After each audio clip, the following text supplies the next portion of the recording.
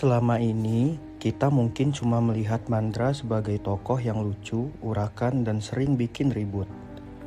Tapi kalau diperhatikan lebih dalam, sebenarnya Mandra adalah salah satu karakter paling tragis di Sidul Anak Sekolahan.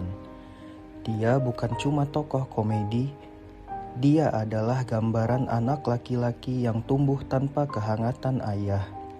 Ayahnya ada, tapi tidak benar-benar dekat. Tidak benar-benar hangat, dan tidak benar-benar membuat Mandra merasa dicintai. Mungkin itulah kenapa Mandra tumbuh menjadi sosok yang keras, sering meledak-ledak, dan sulit diatur. Karena di balik semua tingkahnya, ada luka fatherless yang diam-diam membentuk dirinya sejak kecil. Dalam cerita Sidul Anak Sekolahan, Mandra memang digambarkan sebagai pribadi yang keras, ekspresif, ceplas-ceplos, kadang pembangkang, dan sedikit urakan.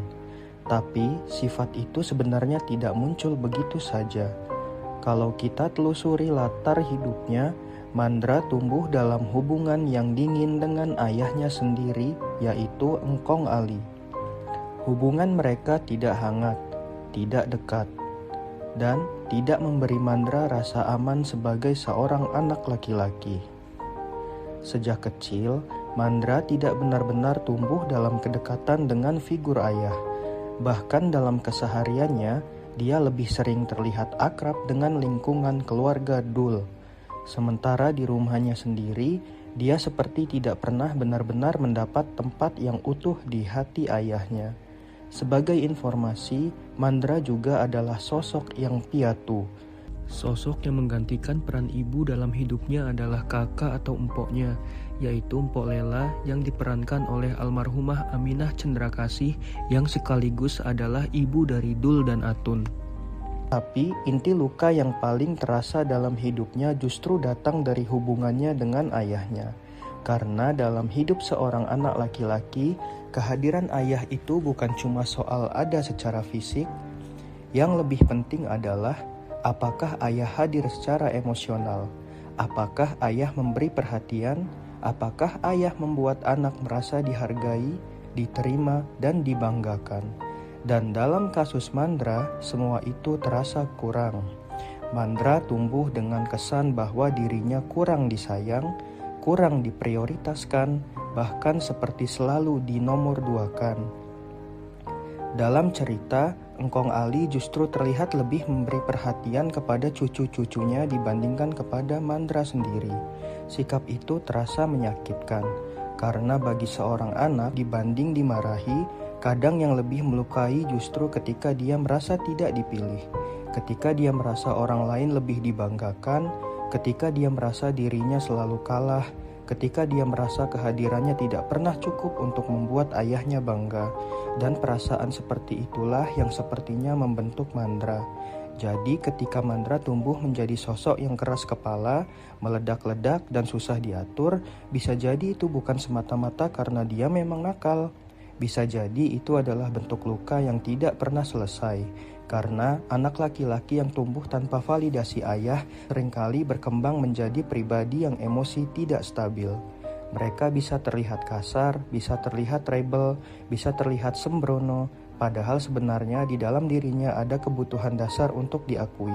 Ada rasa haus perhatian, ada rasa kecewa, ada kemarahan yang terus menumpuk, dan ada luka karena tidak pernah merasa cukup. Semua itu terasa ada pada sosok Mandra. Dia mungkin terlihat paling ribut, paling banyak tingkah, paling gampang bikin masalah. Tapi justru orang seperti itu kadang adalah orang yang paling membutuhkan pelukan yang tidak pernah dia dapatkan. Menariknya, sikap Engkong Ali terhadap Mandra sebenarnya bukan tanpa sebab. Kalau mengikuti alur ceritanya, Engkong Ali memang menyimpan kekecewaan terhadap anak laki-laki satu-satunya itu. Sejak kecil, Mandra dikenal malas belajar, bahkan akhirnya berhenti sekolah sebelum menamatkan sekolah dasar. Padahal sebagai ayah, Engkong Ali punya harapan besar kepada Mandra. Dia ingin anak laki-lakinya menjadi seseorang yang bisa diandalkan, menjadi banggaan keluarga, menjadi sosok yang berhasil. Tapi harapan itu tidak terwujud. Dan rasa kecewa itu tampaknya tidak pernah benar-benar selesai di hati Engkong Ali. Masalahnya, kekecewaan seorang ayah kalau tidak diolah dengan baik bisa berubah menjadi jarak, bisa berubah menjadi dingin, bisa berubah menjadi sikap keras yang justru melukai anak. Dan itulah yang tampaknya terjadi pada hubungan Engkong Ali dan Mandra. Alih-alih mendekatkan Mandra, rasa kecewa itu justru membuat hubungan ayah dan anak ini makin jauh. Di sisi lain, Engkong Ali justru melihat Dul tumbuh menjadi anak yang rajin, pintar, dan berhasil sekolah sampai sarjana.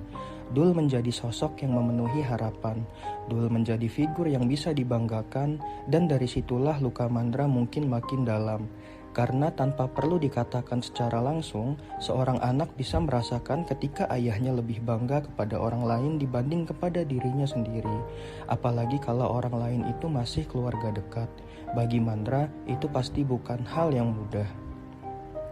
Dia bukan hanya hidup dengan rasa kurang disayang, tapi juga harus menyaksikan bahwa perhatian dan kebanggaan ayahnya lebih banyak tertuju kepada orang lain. Itu menyakitkan. Dan rasa sakit seperti itu sering kali tidak keluar dalam bentuk tangisan, tapi keluar dalam bentuk pembangkangan, kemarahan, sikap urakan, atau perilaku yang terlihat sulit diatur. Makanya, kalau kita melihat Mandra hanya dari permukaan, kita mungkin akan menilai dia sebagai sosok yang kasar, keras kepala, dan berantakan. Padahal kalau dilihat lebih dalam, Mandra adalah karakter yang sedang membawa luka fatherless. Bukan fatherless dalam arti ayahnya tidak ada sama sekali, tapi fatherless dalam arti ayahnya hadir secara fisik namun tidak benar-benar hadir sebagai sumber kasih sayang, rasa aman, dan validasi. Dan luka seperti ini justru sering lebih rumit. Karena ketika ayah ada tapi tidak memberi kedekatan emosional, seorang anak akan tumbuh dalam kebingungan. Dia tidak bisa benar-benar bilang dirinya tidak punya ayah.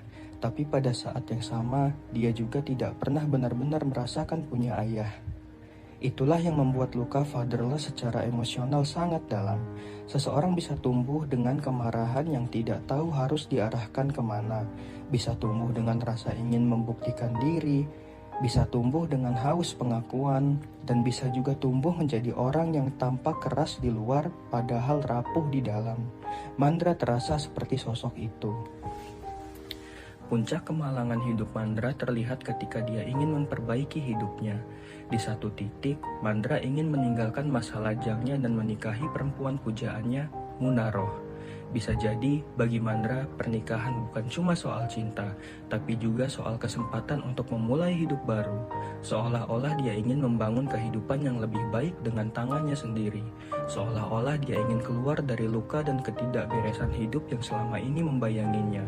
Tapi justru pada titik itu, nasib kembali memukulnya. Terjadi miskomunikasi dengan ayahnya. Dan pada hari yang sama, Mandra harus mengalami demi mendahulukan ayahnya yang ingin menikah lebih dulu. Akibatnya Mandra batal menikah. Dan di sini luka fatherless itu terlalu makin jelas. Karena bahkan saat Mandra ingin membangun masa depannya sendiri, lagi-lagi dia harus mengalah karena keputusan ayahnya. Lagi-lagi kebahagiaannya tertunda.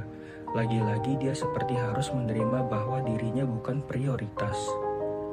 Peristiwa ini bukan sekedar soal batal menikah. Ini seperti simbol bahwa Mandra berkali-kali gagal mendapatkan hidup yang dia inginkan. Dan salah satu pusat kekecewaannya tetap berhubungan dengan ayahnya sendiri. Dari sini, kita bisa melihat bahwa karakter Mandra sebenarnya dibentuk oleh rasa kecewa yang panjang, kurang dekat dengan ayah, kurang kasih sayang, kurang validasi, kurang diprioritaskan, dan pada akhirnya tumbuh dengan cara yang keras untuk menutupi rapuhnya diri. Tapi justru yang paling menyentuh dari Mandra adalah ini. Meski hidupnya keras, hatinya tidak menjadi busuk. Mandra tetap digambarkan sebagai orang yang polos, jujur, setia, dan sebenarnya punya hati yang tulus. Dia memang keras kepala, dia memang meledak-ledak, dia memang suka bikin masalah, tapi dia bukan orang jahat. Dia hanyalah seseorang yang tumbuh dengan luka, lalu mengekspresikan luka itu dengan cara yang berantakan. Dan mungkin itulah yang membuat Mandra terasa begitu dekat bagi banyak orang, karena di luar sana ada banyak anak laki-laki yang tumbuh seperti Mandra. Ayahnya ada, tapi tidak dekat. Ayahnya hidup, tapi tidak hangat. Ayahnya hadir tapi tidak pernah benar-benar membuat anak merasa dicintai. Luka seperti ini sering tidak terlihat, sering dianggap sepele, sering ditutup dengan candaan, kemarahan, atau sikap keras. Tapi dampaknya sangat panjang, dan Mandra adalah salah satu gambaran paling nyata tentang itu. Jadi mungkin selama ini kita salah melihat Mandra. Kita mengira dia hanya tokoh lucu yang urakan dan keras kepala. Padahal di balik semua itu, ada seorang anak laki-laki yang tumbuh dengan luka karena ayah yang tidak pernah benar-benar dekat dengannya. Dan mungkin justru karena itulah Mandra terasa sangat hidup. Karena dia bukan sekedar karakter hiburan.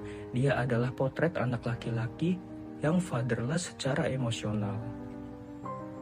Mandra bukan cuma tokoh lucu dalam sidul anak sekolahan. Dia adalah gambaran tentang anak laki-laki yang tumbuh tanpa kehangatan ayah, lalu menutupi lukanya dengan sikap keras, ledakan emosi, dan hidup yang berantakan. Dan mungkin itulah alasan kenapa sosok Mandra terasa sangat dekat bagi banyak orang. Karena di dunia nyata, ada banyak orang yang terlihat kuat seperti Mandra, padahal diam-diam mereka menyimpan luka yang sama. Menurut kamu, benarkah Mandra adalah sosok fatherless secara emosional? Atau kamu melihat luka Mandra dari sisi yang berbeda?